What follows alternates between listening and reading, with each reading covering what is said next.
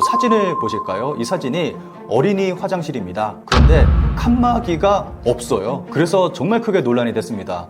왜 화장실에 칸막이가 없냐? 칸막이가 없는 게 말이 되냐라는 부모님들의 항의가 있었습니다.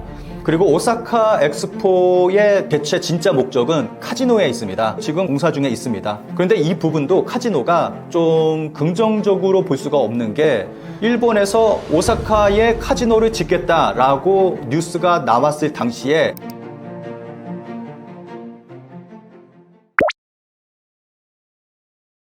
아무래도 메탄가스가 발생하는 원인은 오사카 엑스포가 벌어지고 있는 그 섬이 쓰레기 섬입니다. 쓰레기 섬. 제가 얼마 전에 일본에서 본 기사에는 기사 제목에 오사카 시민의 똥으로 만들어진 섬이라고 이야기할 정도로 그렇게 좀 그 섬이 쓰레기로 만들어진 섬인데, 그러니까 아무래도 바닥에 쓰레기가 잔뜩 매장되어 있다 보니까 거기서 메탄가스가 발생해서 계속 나오고 있는 거죠. 그러다 보니까 폭발의 위험성이 굉장히 높습니다. 그런 위험을 가지고 있는데 아무래도 그 부분에 대해서 안전 대책을 제대로 세우지 못한 것 같아요. 가스를 빼내는 어떠한 그러한 시설을 마련을 해야 되는데 현재 상황에서 보면은 맨홀 뚜껑을 열어놓는다든가 뭐 이런 식으로 가스를 빼내고 있는 것 같습니다. 그리고 오사카 엑스포 주최 측에서 이제 가스가 나오는 그 양을 측정을 해서 발표하겠다라고 했는데 현재 상황에서는 측정을 하다가 그 발표하는 것도 지금 중단된 것 같아요. 그 수치도 지금 발표하지 않고 있습니다. 아무래도 이러한 부분에서 굉장히 소홀하게 다루고 있다 보니까 좀 가스 폭발의 위험성이 굉장히 높은 그러한 상태에 있습니다. 요 사진 한번 보면서 제가 설명을 좀 드리도록 하겠습니다. 오사카 엑스포 회장에 대량의 벌레떼들이 나돌기 시작했습니다. 이게 여름이 되면은 더 심해지겠죠? 이제 날씨가 더워지니까 대량의 벌레들이 나오기 시작을 했습니다. 그래서 사람들 몸에 막 달라붙고 뭐 굉장히 좀 불편을 겪고 있는 것 같아요. 그래서 좀 요게 좀 현재 크게 논란이 되고 있습니다. 이렇게 벌레들이 나오고 있는 이유가 오사카 엑스포 내에 고요의 숲이라고 있는데 수천 그루의 나무를 심었습니다. 그리고 거기에 연못이 있습니다. 그 연못에서 이제 벌레가 발생을 하고 있는 거죠. 그리고 오사카 엑스포 회장에 보면은 워터플라자라고 굉장히 커다란 그 호수 같은 그러한 곳이 있습니다. 여기 이 물이 굉장히 좀 더럽다고 그래요. 뭐 이게 고여 있는 물이다 보니까 여기서 또 대량의 벌레가 발생하고 있고 이러한 문제를 가지고 있습니다. 그래서 일본 국립감염증연구소에서 이 부분에 대해서 경각의 목소리를 내고 있습니다. 날씨가 더 더워지면은 모기 등 이러한 해충 등이 굉장히 대량으로 발생하게 될 거다. 이렇게 된다면은 감염병의 리스크가 올라갈 수 있다라고 경고를 했습니다. 이제 여름이 되면은 오사카 같은 경우는 여름에 굉장히 덥습니다. 기온이 굉장히 높이 올라가는데 습도도 높고 그러면 벌레가 더 많이 발생하게 되겠죠. 이번 여름에 좀 어떻게 될지는 좀 지켜봐야 될 거라고 생각을 합니다. 예, 오사카 엑스포 같은 경우는 화장실 문제도 좀 여러 가지 문제가 있는데 뭐 무슨 20억 원 화장실 뭐 그런 처음에 문제가 있었죠. 근데 최근에 또 논란이 되고 있는 게 어린이 화장실이 또 문제가 되고 있습니다. 이 사진을 보실까요? 이 사진이 어린이 화장실입니다. 그런데 칸막이가 없어요. 그래서 정말 크게 논란이 됐습니다. 왜 화장실에 칸막이가 없냐? 아무리 어린이 화장실이라고 하지만 칸막이가 없는 게 말이 되냐라는 그러한 그 부모님들의 항의가 있었습니다. 그런데 일본의 그 어린이집이나 유치원에 가보면은 화장실에 이렇게 칸막이가 없다고 합니다. 그런데 어린이집이나 유치원 같은 경우는 선생님이 아이들의 안전을 살펴야 되기 때문에 칸막이가 없는 건데 여기는 공공 화장실, 정말 많은 사람들이 사용하는 화장실이고 부모가 같이 들어가는 그런 화장실인데 칸막이를 없앨 필요가 있느냐라는 그러한 목소리가 나왔습니다. 그래서 뭐 이러한 화장실에 대한 논란도 벌어지고 있습니다. 이거는 안전불감증이라고 말을 할 수가 있는데 앞서 말씀드렸듯이 메탄가스가 대량으로 발생하고 있습니다. 게다가 이제 날씨가 더워지고 있잖아요. 여름이 되면은 그 메탄가스가 더 많이 발생하게 됩니다. 그런데 이 회장 내에서 정말 많은 사람들이 담배를 피고 있습니다. 정말 많은 관계자들이 담배를 피고 있어요. 여기저기에 그 담배 피지 말아라, 금연구역이다 라고 붙어 있고, 오사카 회장 내는 기본적으로 금연구역으로 정해놨습니다. 그런데 정말 많은 관계자들, 그리고 정말 많은 외국인 관계자들이 여기서 아무렇지도 않게 담배를 피우고 있습니다. 이것 때문에 폭발의 위험이 굉장히 높습니다. 작년 3월 달에 여기 공사를 하다가 그 공사 중에 튄 불꽃으로 인해서 가스가 폭발한 적이 있었습니다. 그때 그 건물의 바닥 전체가 폭발하면서 이 잔해가 천장까지 올라간 그러한 폭발이 있었는데 굉장히 큰 폭발이죠. 그런데 여기저기서 담배를 핀다라는 거는 정말 커다란 대폭발이 일어날 수 있는 그러한 위험에 있습니다. 그럼에도 불구하고 사람들이 안전불감증이죠. 이러한 부분에 대해서 생각하지 않고 여기저기서 담배를 피는 사람이 있어서 굉장히 위험한 상황 속에 있습니다. 오사카 엑스포 여러 가지 문제 중에 하나가 또 든다면은 학생 동원을 들 수가 있습니다. 아이들을 강제로 동원을 해서 이제 엑스포에 보내는 거예요. 그런데 부모님들이 이걸 반대하고 있습니다. 그 반대하는 이유가 지금 말씀드렸듯이 가스 폭발의 위험이 너무 크다, 불안하다라는 거하고, 지금 오사카 엑스포에 정말 크다란 문제로 또 하나 떠오르는 것이 비 피할 곳이 없습니다. 천장이 있는 곳이 없어요. 그래서 오사카 엑스포 개막일 당시에 비가 내렸는데 사람들이 비 피할 곳이 없어서 비를 쫄딱 맞은 사람도 있고, 그랜드링이라고 2km 정도로 나무 구조물로 만든 게 있는데 그걸 만들어 놨지만 그게 얼기설기 나무로만 이렇게 만들어진 구조라서 벽이 없습니다. 그래서 비가 다 들이치고 비 피할 곳이 없습니다. 라는 거는 여름이 되면은 그 뜨거운 햇빛을 피할 곳도 없다는 거예요. 그늘이 없다는 겁니다. 그것 때문에 열사병 위험도 있고 해서 부모님들이 이걸 반대하고 있습니다. 그래서 요 그림을 보시면은 부모님들이 서명 운동을 했어요. 서명 운동을 해서 시에 제출을 했습니다.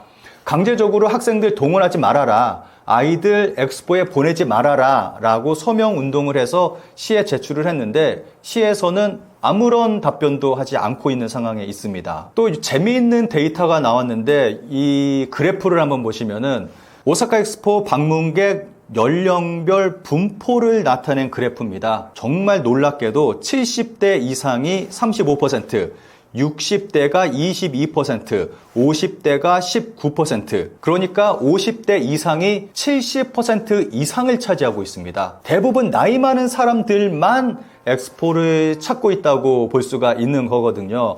여기에는 두 가지 이유를 들 수가 있습니다. 하나는 추억, 그리고 경제적 여유, 이렇게 두 가지 이유를 들 수가 있습니다. 1970년 오사카 엑스포의 추억을 가지고 있는 좀 연령대가 높은 그러한 사람들이 지금 오사카 엑스포를 찾고 있습니다. 이거는 그 당시에 고도 성장하던 일본의 그 추억을 가지고 있는 좀 나이든 중장년, 노년층들이 오사카를 주로 찾고 있는 거고, 아무래도 그 층들은 고도 성장기 때 이제 아무래도 좀 돈을 많이 번 그러한 세대이기 때문에 아무래도 비교적 경제적으로 여유를 가지고 있는 사람들입니다. 그래서 그 비싼 돈을 들여서 오사카 엑스포에 찾아갈 수가 있는 거고, 젊은 사람들은 예전에 오사카 엑스포에 대한 추억도 없고, 그리고 고도 성장기에 대한 그러한 추억, 그러한 것도 없고 지금 현재 힘겹게 살고 있는 그러한 세대거든요. 그래서 그 비싼 입장료, 그 비싼 교통비까지 해가면서 가서 또 음식값도 굉장히 비쌉니다. 그 비싼 음식값 지불해 가면서 갈 만한 여유가 없는 거죠. 그 증거가 이 그래프로 나왔다고 생각을 합니다. 이게 그랜드링이 2km로 동그랗게 만든 목조 건축물인데 처음부터 문제 제기가 있었습니다. 이 나무가 통나무가 아니라 합판처럼 돼가지고 이거를 접착을 해서 만든 그러한 나무를 사용해서 만든 목조 건축물이거든요.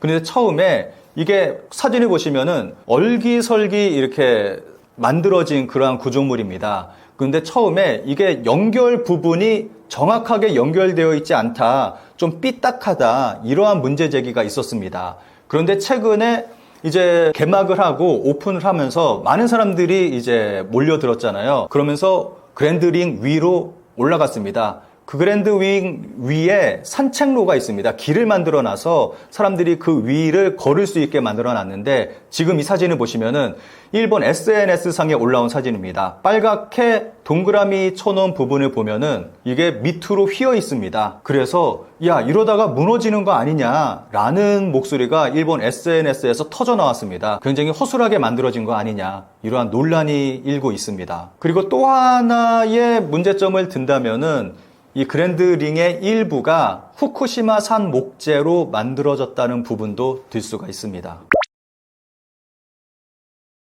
제가 기사를 하나 가져왔는데 이 기사 제목을 한번 살펴보도록 하겠습니다. 기사 제목을 보면서 제가 말씀을 드리도록 하겠습니다. 오사카 엑스포 개막으로 협회가 뚜껑을 덮은 불편한 사실, 새로운 메탄가스 검출, 부풀려진 방문자 수, 운영비도 적자 전락 가능성, 이라는 제목인데, 제목 그대로 이러한 일들이 벌어지고 있습니다. 이 데이터를 좀 제가 보면서 설명을 좀 드릴게요.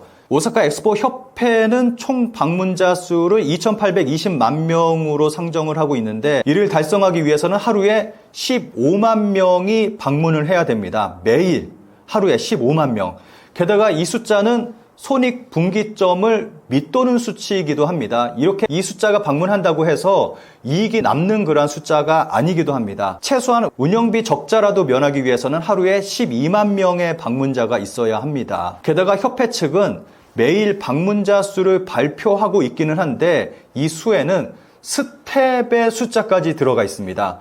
여기서 엑스포 관계자는 무려 11만 명이 넘는 수를 차지하고 있습니다. 그러니까 입장객 수가 엄청나게 뻥튀기 된 거죠. 관계자 수, 스텝까지 포함을 시켜서 지금 데이터 통계를 내고 있기 때문에 엄청나게 부풀려진, 뻥튀기가 된 그러한 수를 발표하고 있는 겁니다. 게다가 방문객의 절반 정도만 실제로 티켓 판매 수익이 된다는 목소리도 나오고 있습니다. 학교 같은 경우는 단체 방문객이 무료입니다. 그리고 할인 티켓, 장애인용 티켓 등이 포함되어 있어서 방문객만 가지고는 실제 수익을 계산하기 힘들다라는 그런 목소리가 나오고 있습니다. 그러니까 실제로 티켓을 산 사람들만 따로 수익을 계산을 해야지만 얼마만큼 수익을 거둬들였는지 계산이 가능하다라는 그런 내용인 거죠. 아까 말씀드렸듯이 아이들까지 동원을 했다라고 말씀을 드렸는데, 목적은 여기에 있습니다.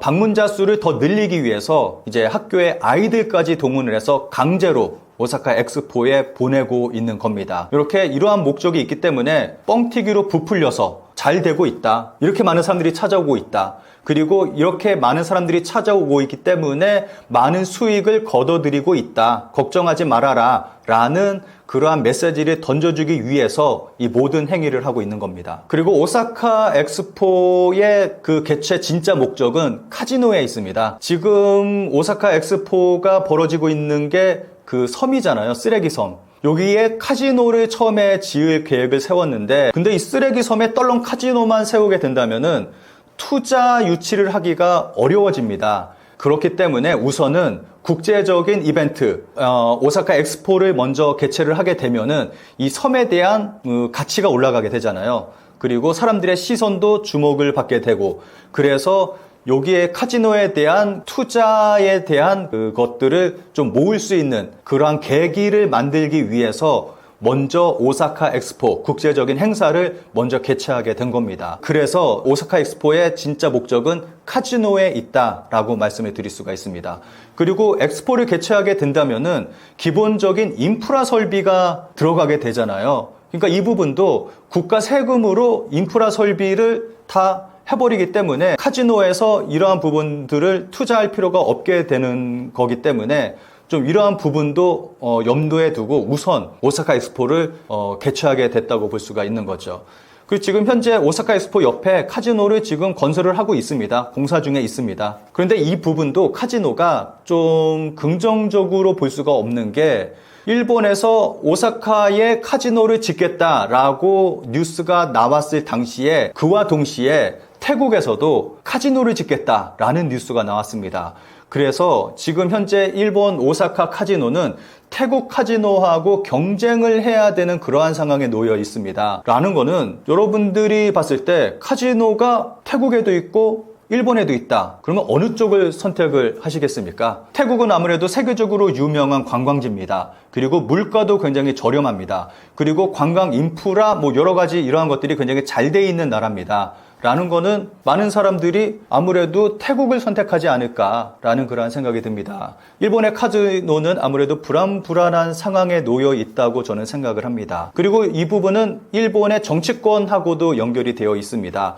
일본의 자민당 그리고 오사카 지역에 기반을 둔 그 지역 정치 그 유신회라고 있는데 그 유신회의 운명이 이 그 엑스포와 카지노에 달려 있습니다. 근데 지금 굉장히 불안한 상황으로 가고 있어서 현재 유신회하고 그 자민당이 굉장히 불안해하고 있는 그러한 상황이 있습니다. 이거는 유니클로 광고 화면을 좀 보면서 설명을 드리면 좋을 것 같습니다.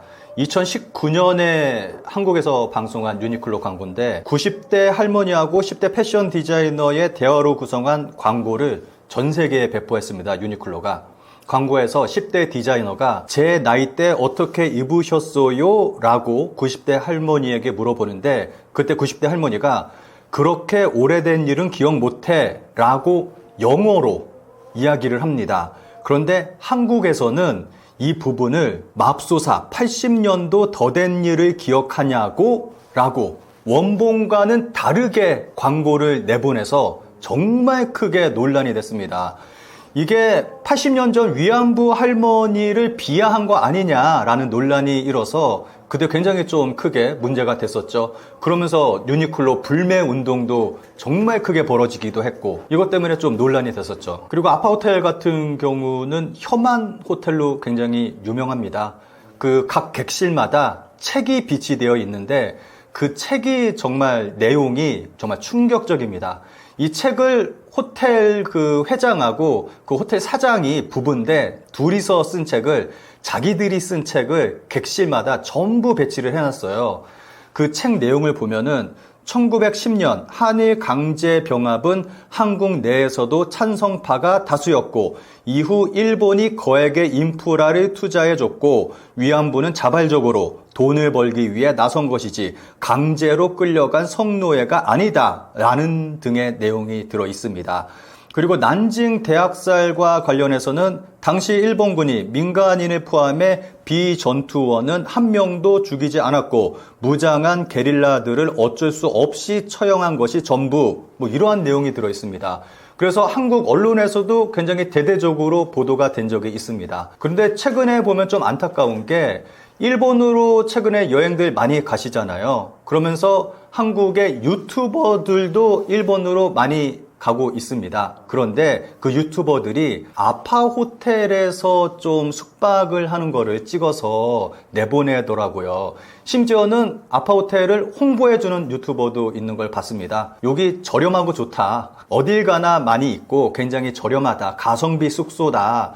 그러면서 소개하는 그러한 영상을 본 적도 있습니다. 그런데 사실 알고 보면 이렇게 혐한 호텔인데 이러한 호텔에 머문다는 거는 좀 우리가 생각해야 될 부분이라고 생각합니다. 최근에 아파호텔에서 벌어진 일 때문에 일본과 한국에서 정말 크게 좀 논란이 벌어졌습니다. 우크라이나 출신 모델이 아파호텔에 머물렀는데 이제 일정을 보고 호텔에 돌아갔어요. 문을 열고 들어갔는데 이제 냄새가 좀 나더라고 하더라고요. 그래서 그 냄새를 따라갔더니 침대 밑에서 냄새가 나서 들여다 보니까 그 밑에 아시아계 남성이 있었다. 그러한 일이 있었습니다. 그러면서 그 즉시 그 남자는 바로 방 밖으로 도망을 쳤다고 하는데 그 복도에 CCTV가 설치되어 있지 않아서 그 경찰이 그 범인을 잡는데 지금 힘든 그러한 상황이 있다고 합니다. 이러한 일이 벌어져서 일본에서 정말 큰 논란이 벌어졌는데 일본 네티즌들은 이거 자작극 아니냐. 어떻게 일본에서 이러한 일이 벌어질 수가 있느냐 뭐 그러한 의견들을 내놓고 있습니다. 그리고 또 하나는 사이타마에서 제이홉의 공연이 있었는데 그 공연장 근처에 있는 아파호텔에서 그 팬들을 위해서 한류 팬들을 위한 데코를 했습니다. 그 사진을 좀 보시면은 정말 좀 황당한 게 한글도 들어가 있고 그 한류 팬들을 위해서, J-pop 팬들을 위해서 이제 한글로 쓴 그런 메시지도 있고 여러 가지 좀 이렇게 꾸며놨어요, 호텔들을. 그러니까 이게 아까 말씀드린 것처럼 혐한 호텔인데 한쪽에는 이제 객실에는 이제 혐한 책을 비치해 두고 있고, 그런데 여기서 이제 콘서트가 열린다고 하니까 팬들을 위해서 이런 데코를 해놓고 팬들을 맞이하고 좀 이러한 이중적인 모습을 보여주고 있습니다. 그래서 좀 논란이 됐습니다. DHC 같은 경우는 다들 잘 아시다시피 정말 일본의 대표적인 혐한 기업, 그 회장이 방송국까지 직접 만들어서 혐한 방송을 내보냈잖아요. 그래서 정말 크게 논란이 됐었는데, 그것 때문에 한국 기업에서도 DHC의 제품을 판매하지 않겠다라고 했고, 또 일반 시민들 사이에서도 한국에서 DHC 불매운동이 또 일어났고, 그 애초에 이제 수입 자체를 안 하다 보니까 한국에서는 완전히 퇴출되게 됐습니다. 그런데 일본에서도 이게 논란이 돼서 일본 시민단체들이 혐한 기업, 그러니까 인종차별을 하지 말아라, 헤이트 스피치 하지 말아라 라면서 또 시위를 벌였습니다. DHC에 대해서 불매 시위를 벌였습니다. 그러한 일들이 일본에서 벌어지면서 일본 내에서도 DHC에 대한 이미지가 급락하게 됐습니다. 그러다 보니까 이 DHC 회장이 결국에는 오릭스 그룹의 회사를 매각을 해버렸습니다. 그래서 뭐 어떻게 보면은 회사가 망한 거죠. 그래서 이제 회사를 팔고 이제 회장은 물러나게 된 거죠. 이러한 결말을 맞이하게 됐습니다. 일본 전자기업 같은 경우는 90년대까지만 하더라도 뭐 첨단 기술, 뭐 굉장히 좋은 제품, 이러한 이미지가 있었는데 21세기 들어서면서 일본 전자 대기업들이 전부 다 망했습니다. 진짜 남아있는 곳이 한 군데도 없이 다 망해버렸습니다. 요거는 제가 쭉 설명을 한번 드려볼게요. 일본 기업 샤프는 한마디로 거의 모든 사업을 정리하고 버티다가 결국 2016년 대만의 홍하이 그룹으로 주인이 바뀌게 됐습니다. 그리고 일본 내에서 백색 가전의 생산을 중단했습니다. 2022년과 2023년에 대규모 적자를 내면서 2024년 대형 LCD 패널 제조업과 TV 사업 철수와 오사카 공장을 폐쇄하기로 결정했습니다. 토시바는 경영 위기 속에 2016년 가전 사업이 중국 메이디 그룹에 매각됐고 해외 생산 공장을 매각하는 등 여러 방면에서 사업 축소를 진행했습니다. 2017년에는 프레시 메모리 사업부를 SK 하이닉스에 매각을 했고, 그리고 같은 해 TV 부문도 중국의 하이센스에 매각했습니다. 2009년 산요전기는 경영 악화로 파나소닉에 매각됐습니다. 2010년에는 반도체 부문을 미국의 온 세미컨덕터에 매각했고, 2011년에는 백색 가전 부분을 중국의 하이얼에 매각했습니다. 결국 2013년 회사를 병합하면서 산요라는 이름은 역사 속으로 사라졌습니다. TV 부문은 일본 기업인 후나이에 매각했습니다. 그런데 2024년 후나이조차도 수익성 악화로 파산하고 말았습니다.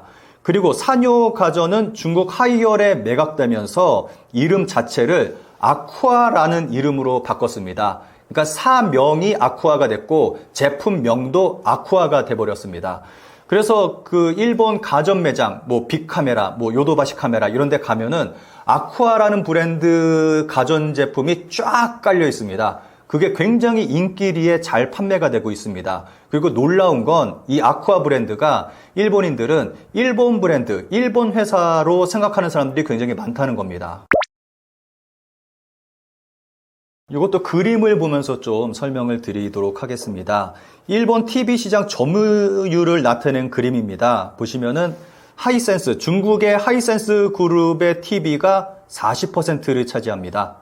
그리고 중국의 TCL이 9.5%, 그러니까 중국산을 총 합치면은 50%나 됩니다. 일본인들이 구입하는 TV의 50%가 중국산입니다. 그런데 여기서 샤프가 21%로 나와 있는데 아까 말씀드렸듯이 샤프는 대만 기업입니다. 대만으로 넘어갔습니다. 그런데 이 샤프까지 합친다면은 중국과 대만 기업의 TV는 70%가 넘어가게 되는 거죠. 일본산 TV는 10%조차 되지 않습니다. 게다가 이 샤프가 TV 사업을 철수한다고 발표를 했습니다. 라는 거는 이 20%조차도 이제는 중국에게 이제 먹힐 가능성이 높아지게 된 거죠. 그리고 파나소닉도 TV를 만들고 있었는데 최근에 TV 사업을 철수한다고 발표를 했습니다. 그러면서 TV 사업 부분을 매각하려고 내놨는데 파나소닉의 TV 사업 부분을 사들이겠다고 하는 회사가 나타나고 있지 않아서 이거 어쩌면은 파나소닉의 TV도 그 역사 속으로 사라져버릴 그러한 위기 속에 처해 있습니다. 현재는 일본에서 TV를 만드는 회사는 소니가 유일하게 됐습니다. 그렇게 된다면은 아마 거의 대부분 한 90% 정도는 일본 TV는 이제 중국이 차지하지 않을까 뭐 그러한 예상을 해볼 수가 있습니다. 이 이유는 두 가지로 말씀을 드릴 수가 있습니다. 하나는 싸니까 사는 거고 또 하나는 몰라서 산다고 이야기할 수가 있습니다. 아무래도 중국산 제품 같은 경우는 굉장히 싸잖아요. 한국에서 팔지도 않는 그러한 브랜드, 그러한 제품들을 일본 전자제품 매장에 가면은 파는 것을 볼 수가 있습니다. 쫙 깔려 있습니다. 보시면은 깜짝 놀랄 겁니다. 최근에 한국 사람들이 무슨 뭐 아키하바라나 아니면은 뭐 빅카메라, 요도가시 카메라 이런 데 가서 뭐 둘러보거나 하는 일은 거의 없잖아요. 그래서 제품을 사는 경우는 더더욱 없잖아요. 대부분이 중국산입니다. 그러니까 일본인들이 중국산을 지금은 살 수밖에 없는 거고 또 싸게 파니까 중국산을 사는 거고 또 하나는 중국산임에도 불구하고 굉장히 비싼 그러한 제품이 있습니다. 아까 말씀드렸듯이 뭐 아쿠아라던가 이러한 제품들은 일본인들이 일본 브랜드, 일본 회사라고 알고 있어요. 그래서 그 제품을 사는 건데 가격이 정말 터무니없이 비쌉니다. 뭐 성능이나 뭐 이런 것들이 굉장히 낮음에도 불구하고 굉장히 비싸게 파는데, 그러니까 그거를 이제 일본 기업 제품이라고 생각을 하고 뭐 그렇게 사는 거죠. 뭐 그런 제품밖에 없으니까 어쩔 수 없이 뭐 비싼 돈 주고 그렇게 살 수밖에 없는 상황이기도 하고 뭐 그러한 일들이 벌어지고 있습니다. 여기서 한국 제품은 좀 안타깝지만 잘 안 팔리는 그러한 상황에 있습니다. 아까 TV 그 그래프, 판매율 그래프 보셨듯이 한국은 그냥 그 외로 들어가는 그러한 부분이 있습니다. 이거는 아무래도 한국 TV의 그 성능이 좋다는 건 일본인도 알고 있어요. 그런데 그 제품의 가격이 좀 너무 비싸다 보니까 아무래도 손이 잘 안 가는 거겠죠. 저렴한 그 중국 제품 쪽으로 손이 더 많이 가는 거겠죠. 아무래도 뭐 일본 국민들의 삶이 점점 더 힘들어지니까 앞서 말씀드렸듯이 정말 일본인들이 힘들게 살아가고 있다 보니까 비싼 제품 살 만한 여력이 안 됩니다. 그래서 한국 제품을 살 만한 여력이 안 되는 거죠. 비싼 제품을 못 사는 거죠.